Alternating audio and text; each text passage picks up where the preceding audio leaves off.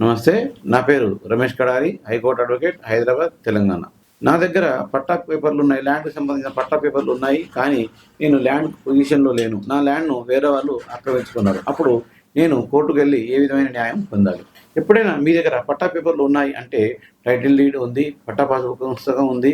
అలాగే మీ దగ్గర పహాణీ నకలున్నాయి. కానీ మీరు పొజిషన్‌లో లేరు. అంటే మీ భూమిని వేరే వాళ్ళు ఆక్రమించుకున్నారు అని అర్థం. అప్పుడు ఆక్రమించుకున్నప్పుడు ఆ భూమిని మీరు సాధించుకోవాలనుకుంటే మీరు సివిల్ కోర్ట్‌కి వెళ్ళి ఆ సివిల్ కోర్ట్‌లో మనం డిక్లరేషన్ సూట్ అని ఏసుకోవాలి. డిక్లరేషన్ సూట్ అంటే ఈ భూమికి నేనే హక్కుదారుడు. నా దగ్గర సరైన పత్రాలు ఉన్నాయి కాబట్టి నాకు నా భూమిని డిక్లేర్ చేయండి అని డిక్లరేషన్ సూట్ వేసుకోవాలి.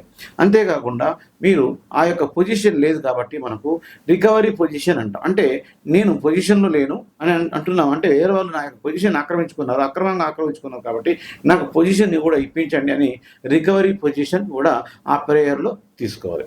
అంతేకాకుండా మీరు మీ యొక్క భూమికి పూర్తి హక్కుదారులు వేరులు అక్రమంగా ఆక్రమించుకున్నారు కాబట్టి ఇంజెక్షన్ సూట్ కూడా వేసుకోవాలి. అంటే ఈ యొక్క prayer injection suit, recovery position అలాగే ఈ యొక్క డిక్లరేషన్ దాని సూట్ వల్ల మీకు మీ భూమి మీరు పూర్తి హక్కుదారులని తెలియజేస్తుంది. ఒకవేళ మీరు హైకోర్టుకు కూడా సంప్రదించినట్లయితే హైకోర్టులో రిట్ ఆఫ్ మాండమస్ అనేటువంటి పిటిషన్ వేసుకొని కూడా మీరు ఈ యొక్క పొజిషన్‌ని కూడా అడగొచ్చు. కానీ మామూలుగా హైకోర్టు కూడా మీకు పొజిషన్ ఉన్నదా లేదా అని చెప్పి తెలవాలంటే లోయర్ కోర్ట్‌కే వెళ్ళమని చెప్పి సజెషన్ ఇవ్వడం జరుగుతుంది. ఎందుకంటే హైకోర్టు అనేది ఎప్పుడు కూడా పొజిషన్‌కి వెళ్ళి డిక్లేర్ చేయలేదు. కాబట్టి డిక్లేర్ చేయాలంటే ఆ పవర్స్ అన్నీ కూడా లోయర్ కోర్ట్‌కే ఉంటాయి. లేదా మీకు అడ్వకేట్ కమిషన్ కూడా మీకు పెట్టి దాన్ని పరిశీలించి కూడా మీకు భూమి ఇచ్చే అవకాశం కూడా లోయర్ కోర్ట్‌లోనే ఉంటుంది. కాకపోతే లోయర్ కోర్ట్‌కు ఆర్డర్ ఇవ్వడానికి మీకు హైకోర్టు ఉపయోగపడుతుంది.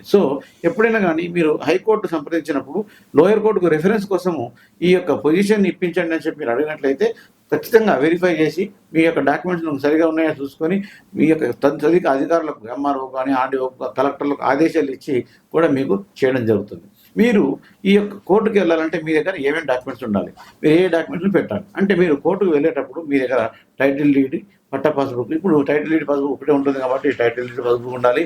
అంతేకాకుండా పహానీలు, అలాగే 1బీలు, ఆర్ఓఆర్ ఇలాంటి డాక్యుమెంట్స్ అన్నీ కూడా మీరు కోర్టుకు జతపరిచి మీరు పిటిషన్ వేసుకున్నట్లయితే తప్పకుండా న్యాయం జరిగే అవకాశం ఉంటుంది. కాకపోతే మీరు ఇతరులు కబ్జా చేశారు అన్నటువంటి భయంతో ఉండకుండా నా భూమి రాదేమో అన్నట్టు భయంతో ఎట్టి పరిస్థితుల్లో ఉండాల్సిన అవసరం లేదు. ఈ మధ్య కబ్జాలు కూడా చాలా జరుగుతున్నాయి కాబట్టి ధైర్యంగా కోర్టుకెళ్ళి మీరు మంచి లాయర్‌ని సెలెక్ట్ చేసుకున్నట్లయితే ధైర్యంగా కోర్టుకెళ్ళినట్లయితే తప్పకుండా మీ భూమి మీకు వస్తుంది. దాంట్లో ఎలాంటి సందేహపడాల్సిన అవసరం లేదు. Thank you.